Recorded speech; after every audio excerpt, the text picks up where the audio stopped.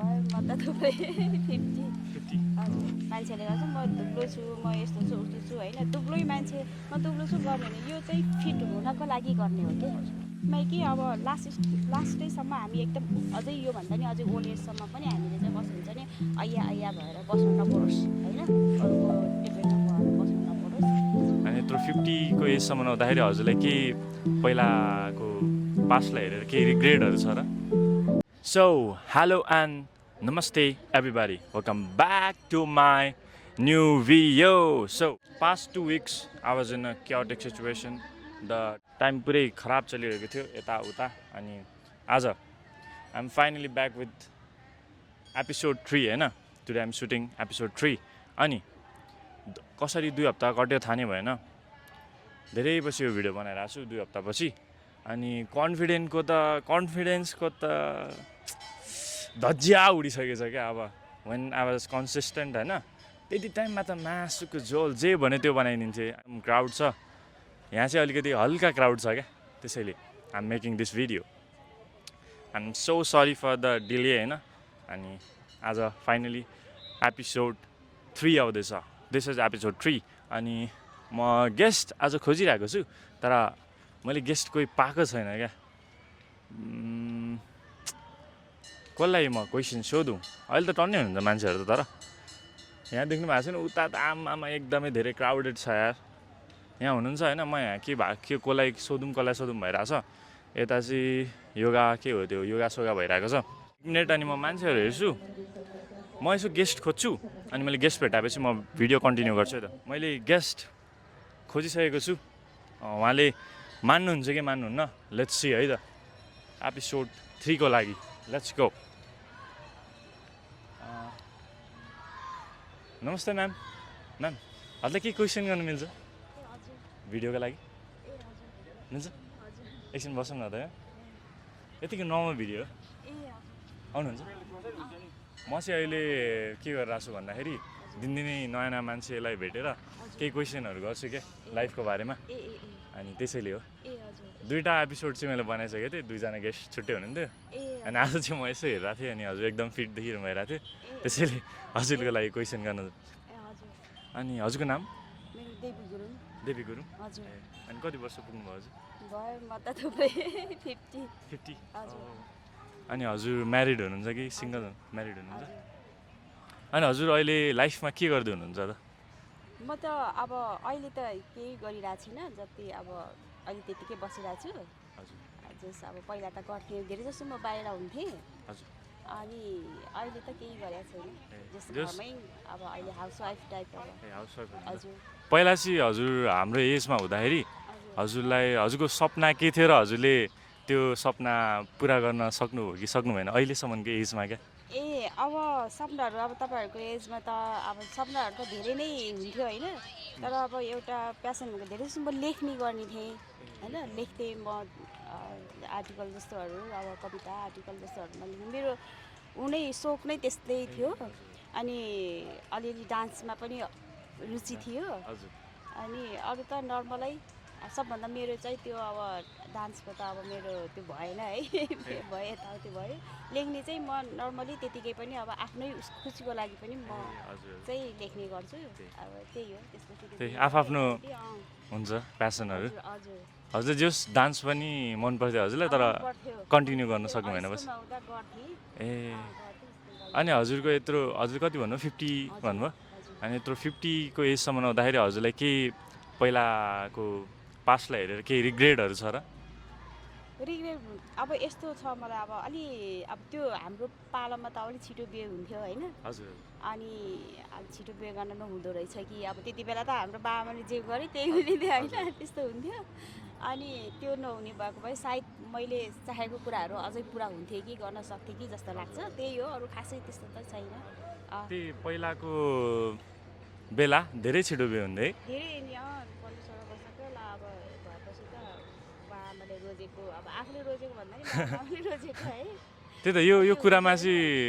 हजुरलाई के भन्नु छ त यो राम्रो हो कि नराम्रो हो खासै यस्तो हो अब अहिलेको अब आफ्नो सेल्फ उसको लागि हो भने त अब अलिकति नराम्रै हो। अब कति गर्नुपर्ने कुराहरू कति हुन्छ होइन, अब कति आफ्नो सोख हुन्छ यो गर्छु त्यो गर्छु म लाइफमा यो बन्छु भन्ने कुराहरू कति हुन्छ, त्यो कति कुराहरू अधुरो हुन्छ होइन। अब त्यो छिटो बिहे भयो भने हुन त अब कतिपयले चाहिँ बिहे पछि पनि गरिरहेको हुन्छ होइन, तर पनि त्यो त्यति आफू सिङ्गल हुँदाखेरि जस्तो त्यति सम्भव चाहिँ अलि गाह्रो हुन्छ होइन। तर पनि अहिलेको हिसाबले चाहिँ अलिक छिटो चाहिँ नगर्दा नै हुन्छ होइन। तर फेरि एक प्रकारले हेर्दाखेरि पनि जुन आफ्नो टाइम आएपछि चाहिँ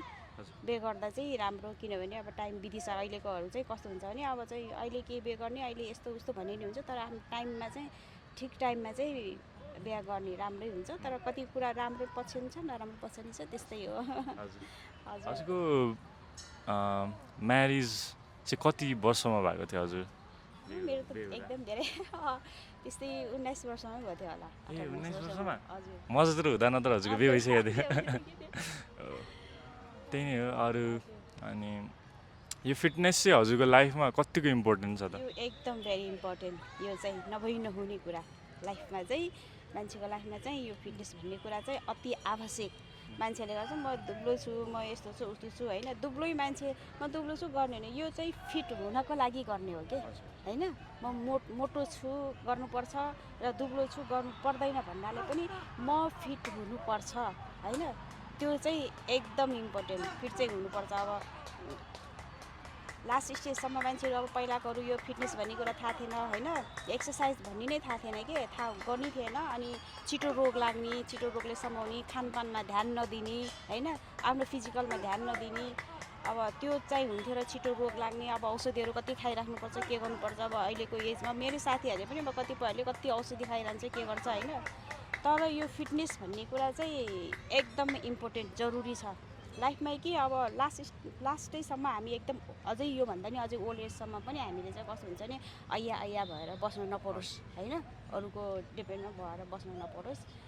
सक्नेसम्म चाहिँ आफूले गरौँ भनेर त्यो चाहिँ फिटनेस चाहिँ एकदम जरुरी छ। एकदम जरुरी छ फिटनेस चाहिँ मैले सबैलाई त्यही भन्छु, घरको यङ होस् हामी उमेरको होस्, आफूले सक्ने र आफूले जानेको कतिसम्म आफ्नो छ त्यो चाहिँ गर्नैपर्छ यो लाइफमा। हजुर अनि हप्तामा कति दिन यस्तै एक्सर्साइजहरू गर्न आउनुहुन्छ? यस्तो अब टाइमले भ्याएसम्म म एभ्रिडे आउँछु, नत्र 3 दिन 4 दिन त म रेगुलर हो, न त सकेसम्म म एभ्रिडे नै आइरहेको हुन्छु। अब कहिलेकाहीँ यताउति भयो भने चाहिँ अब घरमै योगा गर्ने यताउति गर्ने गर्छु। अनि एउटा लास्ट क्वेसन छ हजुरलाई, अनि के छ भन्दाखेरि अहिलेको यङ जेनेरेसनहरू एकदम धेरै अब फोन एडिक्ट भइरहेको छ है, फोनमै, अनि बाहिरतिर घुलमिल हुँदैन। अनि म पनि पहिला त्यस्तै थिएँ, त्यस्तो विधि त थिइनँ, तर मलाई चाहिँ अब मान्छेसँग बोल्न चाहिँ एकदमै धेरै अप्ठ्यारो लाग्थ्यो क्या, अनि खुल्न एकदमै टाइम लाग्ने। अहिले नि बिस्तारै खुल्दैछु। अनि हजुर, अनि यसरी नै अब नयाँ मान्छेलाई भेट्दै भिडियो बनाउँदै, अनि मान्छेहरूको अब आफ्नो पर्सपेक्टिभबाट लाइफलाई लिएर अनि यस्तै क्वेसनहरू गर्दै कसरी बुझ्नुहुन्छ भन्दै सोध्दै जान्छु क्या म चाहिँ। एकदम राम्रो भयो यो गर्नु नै धेरै राम्रो कुरा होइन। अहिलेको बच्चाहरू चाहिँ कस्तो भन्छ नि, जतिखेर पनि मोबाइल हुने होइन, मोबाइलमै झुन्डिने जे गर्ने। अब स्टडी गर्दा पनि, इभन स्टडी गर्दाखेरि पनि मोबाइल पनि साथमा हुन्छ होइन, अब बुकहरू पनि हुन्छ। तर मोबाइलबाट टाढा बस्नु भनेको अब भनौँ न एउटा आफूले टाइम गर्ने कि यो बेलामा म मोबाइल चलाउँछु, यो टाइम मोबाइल चलाउँछु, म यो टाइम यो गर्छु, त्यो टाइम गर्दाखेरि राम्रो। तर अहिलेको जेनेरेसनमा चाहिँ त्यो चाहिँ छैन बच्चाहरूमा। अब इभन मदरहरूले पनि कस्तो गर्छ अरे, सानो बच्चालाई भुलाउनको लागि मोबाइल दिन्छ, मोबाइल हेरेपछि अब त्यो भुल्छ, म आफ्नो काम गर्छु। तर त्यो चाहिँ भेरी ब्याड ह्याबिट के, एकदमै नराम्रो है। त्यो एक्टिभिटी भनेको बाहिरको एक्टिभिटी पनि थाहा हुँदैन बच्चाहरूलाई, के कसो भइरहेछ, कसो गरेछ मान्छेको। अब बाहिर केटाकेटीहरूसँग खेल्ने, अरू एक्टिभिटी गर्ने, बरु घरमा मोबाइलको सट्टामा अरू खेलौनाहरू ल्याएर दिने, यो खेल त्यो खेल होइन, उसको चोइस के छ। अब मोबाइल भनेपछि त अब मोबाइलमै झुन्डिरह्यो, दिमाग कस्तो हुन्छ नि एकहोरो हुने, अनि पछि चाहिँ बाहिरको वातावरणसँग चाहिँ उनीहरू चाहिँ झ्यामिनै सक्दैन होइन, मान्छेसँग घुलमिल हुँदैन। अब हाम्रो पालोमा कस्तो थियो भने बाहिर खेल्ने, बच्चाहरूसँग गर्ने, जो मान्छेसँग पनि हामी बोल्न तयार छौँ होइन, हामी कन्फिडेन्ट हुन्छ, जाने नजाने पनि त्यो चाहिँ हुन्छ। तर अहिलेको बच्चाहरूमा चाहिँ त्यो कन्फिडेन्स चाहिँ एकदम कम छ, किनभने त्यो मोबाइलले तानिसक्यो के हो। त्यसले गर्दाखेरि मोबाइल चाहिँ अलिकति टाढा राख्नु चाहिँ एकदमै राम्रो मलाई चाहिँ मैले चाहिँ त्यो भन्छु मोबाइलबाट चाहिँ अलिकति मोबाइलबाट टाढा नै बस्नुपर्छ धेरै यो मोबाइल भन्ने कुरा अहिलेको यो अब सेन्चुरीमा नभई नहुने चिज पनि हो हो, हजुर। होइन तर त्यसलाई चाहिँ कसरी युज गर्ने भन्ने कुरा त्यो यहाँ चाहिँ हुनुपर्छ हस् धेरै धन्यवाद हजुरले टाइम दिनुभयो ओके थ्याङ्क यू बाबुलाई पनि धेरै धेरै धन्यवाद एकदम राम्रो काम गर्नुभएको छ हुन्छ हुन्छ हस् थ्याङ्क यू सो मच हजुरको टाइमको लागि र गाइजहरू एपिसोड 3 पनि मेरो सकिसकेको छ I hope you are learning something from this video my main motive is to inspire you guys हजुर मेरो विवेक तामाङ हजुर मेरो त्यही टिकटकतिर हाल्दा हुन्छ विवेक तामाङ हान्नु भने आउँछ होला विवेक थिङ तामाङ हजुर युट्युबमा नि हाल्दा हुन्छ तर धेरै जस्तो टिकटकमा फोकस गरिरहेको छ अहिले चाहिँ हस् हुन्छ अनि भने जस्तै मेरो मेन मोटिभ चाहिँ मोटिभेट गर्नु हो अनि मोटिभेट गर्नु इन्सपायर गर्नु अनि to teach you lesson from their mistakes क्या त्यही नै हो आजको एपिसोड सकिसकेको छ thank you guys for watching see you on next episode bye by